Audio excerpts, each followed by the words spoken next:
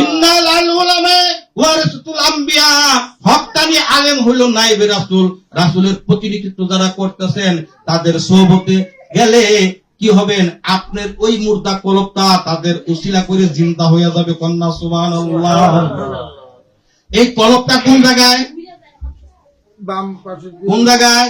বাম স্তনের 2 আঙ্গুল নিচে, বাম স্তনের 2 আঙ্গুল নিচে একটা কলব আছে।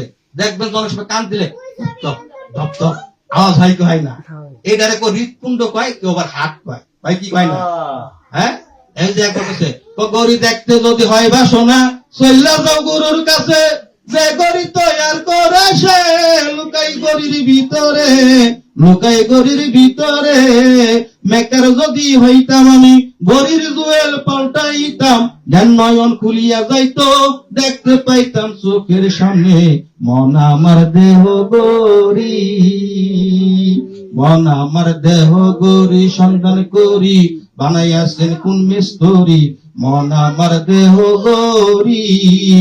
একটা চাবি মাইরা ও হাই, একটা চাবি মাইরা দিছে সাইরা, চাবি মাইরা, একটা চাবি মাইরা দিছে সাইরা, জনম বইরা ঘুরতে আসি, মন আমার দেহ গরি,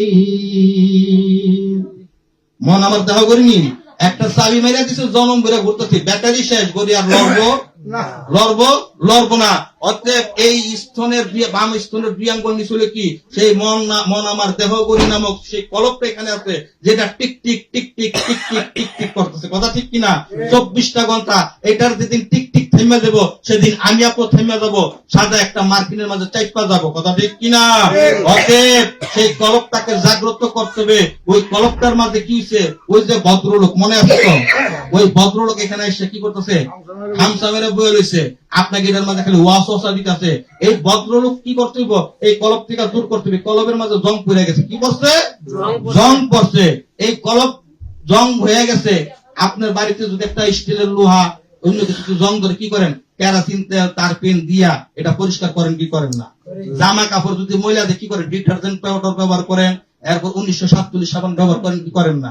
কইরা আবার ডলামলা দেন কিনা, দিয়ে এটার কি খালি থামান না আসার দেন, আসার দেন না, আসার দেন, বসেন, বসে এটা পরিষ্কার করেন, কেরাসিন তেল দিয়ে তারপিন দিয়া, এই সাবান দিয়া, সুরা দিয়া, কত কিছু দিয়া। এই কলবের মাঝে যে জং দিয়া ময়লা পড়া রয়েছে, এই কলবের ভিতরে যখন তার কিছুই দেখেন না, এই কলবটা হইলো আয়না। এই কলবটা কি আয়না।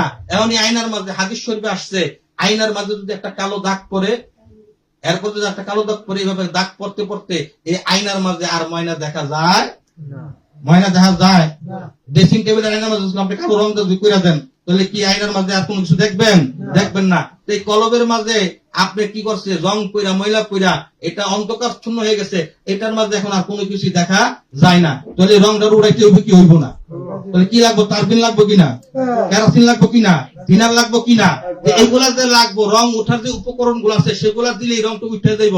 তাহলে কলবের মাঝে যে রং করছে, এখন যদি 1 কেজি তারপিন থিনার কেরাসিন যদি খেয়ালাম, কলব পরিষ্কার। কথা ঠিক কিনা? সোডা যদি কিছু খান, ডিটারজেন্ট যদি কিছু খান, আলমের 1 নম্বর পচা সাবান, 1947 সাবান খাইলে কলব পরিষ্কার, নামি পরিষ্কার, আমি পরিষ্কার। কথা ঠিক কিনা? কিন্তু এই কলব পরিষ্কার করতে হলে কি করতে হইব? হাদিস শরীফে বলতেছে লিকুল্লি শাইইন সিকালাতুন ওয়া সিকালাতু কলবি যিকরুল্লাহ। প্রত্যেকটা জিনিসই পরিষ্কার করার রেত আছে, আর এই কলব পরিষ্কার করার রেত হইল মাওলা পাকের জিকির। কন্যা সুবহানাল্লাহ।